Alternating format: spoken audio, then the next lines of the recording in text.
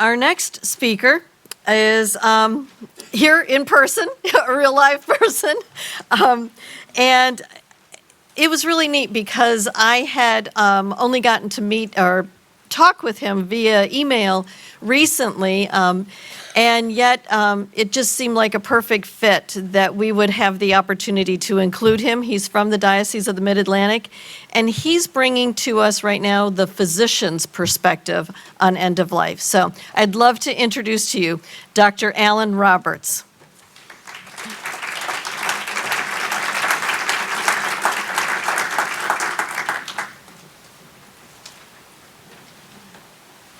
Thank you for being here. Oh, thank you.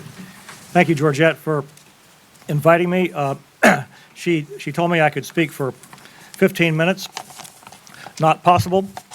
I'll give 2-hour lectures. Just kidding. Okay.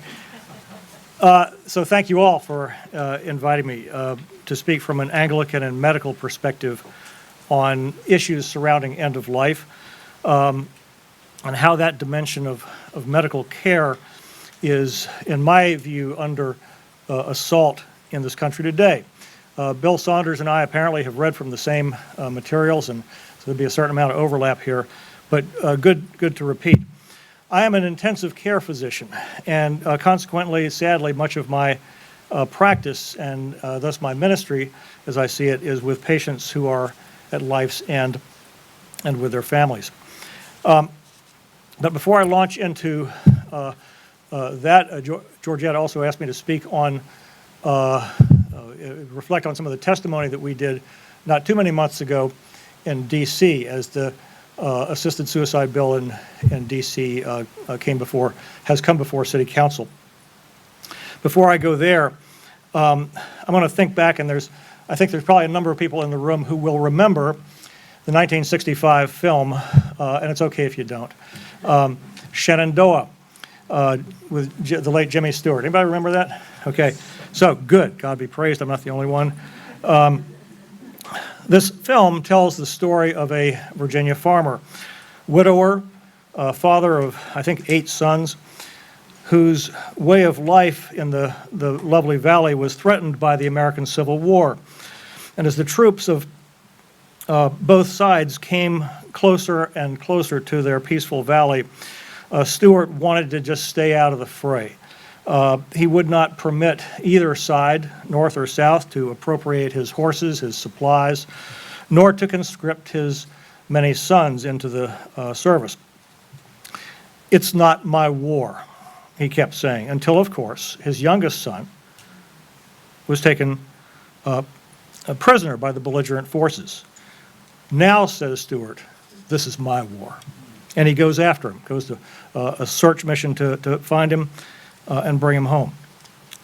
Now, there is a growing movement in our land today, as Bill mentioned, whose forces are gaining ground.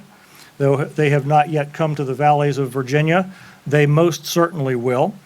And they are coming, and these forces are the forces of physician-assisted suicide. Many of us in the medical community and the Christian Medical Association simply don't like to use those two words in the same phrase. We just think of it as assisted suicide, don't attach the two. And interestingly, most of the legislation will say, even though it's clearly a physician-assisted suicide legislation, they will say in the text of the bill, this is not a physician-assisted suicide bill. Well, nonsense. Most of us grew up in the day of the general practitioner or internist or pediatrician. And for these physicians who we recall, and for us patients, the thought of their complicity in a suicide plan with a terminally ill patient, or even someone who is not terminally ill, would simply be anathema. But sadly, the times have changed. Medicine is largely becoming a corporate, structured, cost-driven enterprise.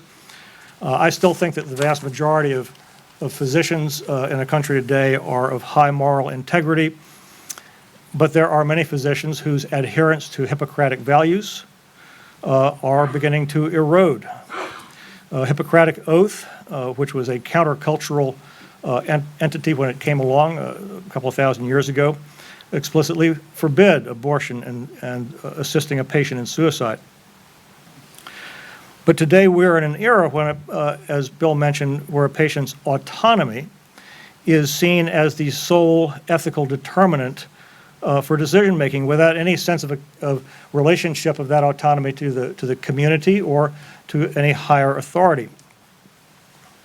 And of course, the assisted suicide movement sees the fields as white for the harvest. The assisted suicide movement's leading advocacy group, as Bill mentioned, is, or perhaps as someone else mentioned, is called Compassion and Choices. These are the sort of cultural descendant, if you will, or offspring of a group called the Hemlock Society, which used to provide information before the days of the internet by mail order on how a person could do themselves in. Now, Compassion and Choices has led the charge for assisted suicide nationwide and has prevailed via legislation in Oregon, Vermont, Washington State, and this past year in California. Compassion and Choices indeed. Under this branding, by definition, it would seem that anyone who opposes assisted suicide lacks compassion. I guess that's me. Here, my lord, send me.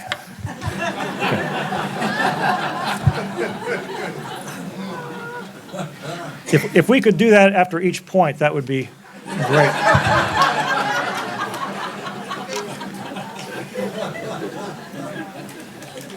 So I'm not compassionate, and I don't like choices at the end of life, okay? If I oppose compassion and choices. Now, such traditionalists like me, therefore, are automatically the bad guys. And this is a very subtle but very effective and dangerous tactic on the part of the enemy. Many, even in the Christian community, have taken this bait and have bought into the assisted suicide movement. Thus, I think many in the medical community, sadly, and many in the Christian community have come under the spell of assisted suicide as an appropriate option, even, I am told, a former Archbishop of Canterbury. Now, this past year, the D.C. Death with Dignity Act of 2015, an assisted suicide bill which was patterned after Oregon's law, was initiated by Council member Mary Shea. Now, this is my war. I practice in D.C. Okay. So in July, a coalition of opponents of this bill, religious, secular, nurses, pastors, laypersons, patients, churchgoers, all gathered to voice opposition at a public hearing. And I've been asked to share briefly some of the arguments that we articulated there.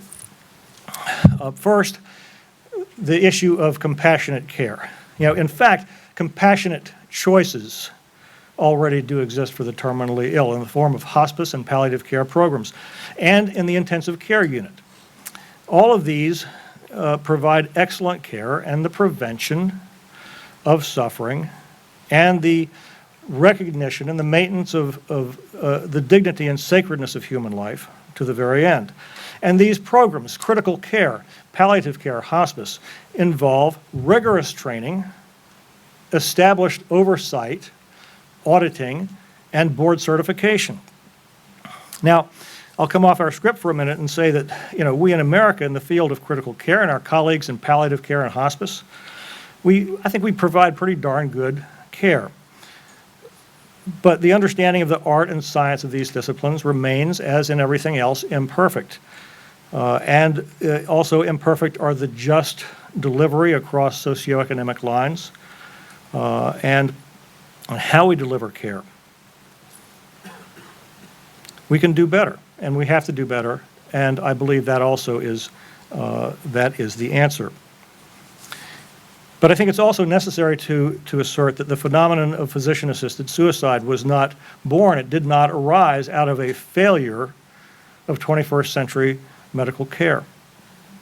Assisted suicide has been around since before the days of Hippocrates. hence part of his ethic, which was countercultural when this all came up. And so the solution is to strengthen our legal and valid science-based programs in palliative care and hospice. The solution is not to make physicians complicit in a suicide on-demand paradigm, which invites no regulation. Actively prescribing a drug with the intent of causing death simply crosses the line. The second point we made in the public hearing regarding the prognosis. Most of these laws that come down the pike will say, well, you have to establish a 6-month life expectancy. Now, 6-month life expectancy, establishing that with certainty is extremely difficult, even for seasoned physicians, and scientific literature supports this observation. Yet under this bill, the one that was proposed in D.C., anybody who's out there at an urgent care center, or a doc in the box as we call them, who claims to have experience may state a prognosis and write a prescription. Third, regarding loved ones, in the D.C. Death with Dignity Act, nowhere in that bill are the patient's next of kin or power of attorney required to be notified and involved in the decision process. Such notification would be optional under this bill. And therefore, the first and foremost, most important safeguard against abuse has effectively been bypassed. Fourth, regarding the so-called right to die. Among patients, as we've talked about this a little while ago, of patients who will assert a right to die, I haven't met many dying patients who assert a right to die. Okay, I just haven't seen that.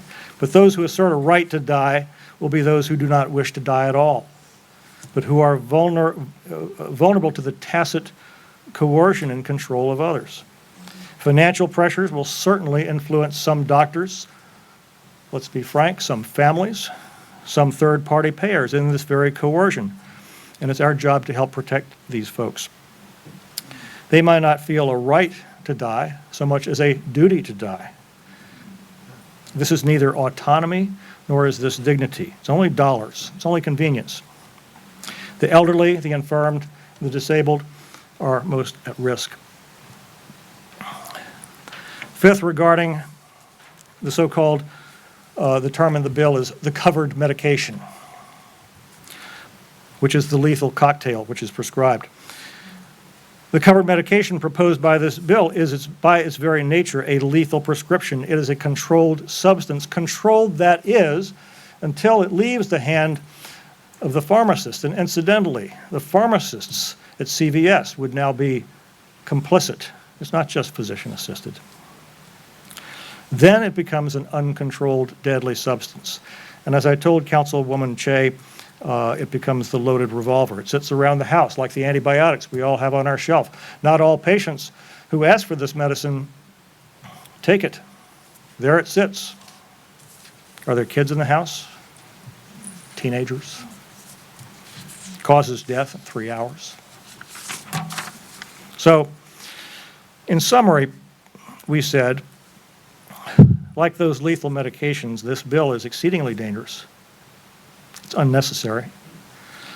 Compassion and choices are available in state-of-the-art medicine and practice today, and the bill contains no safeguards from abuse or coercion. The bill should not become law.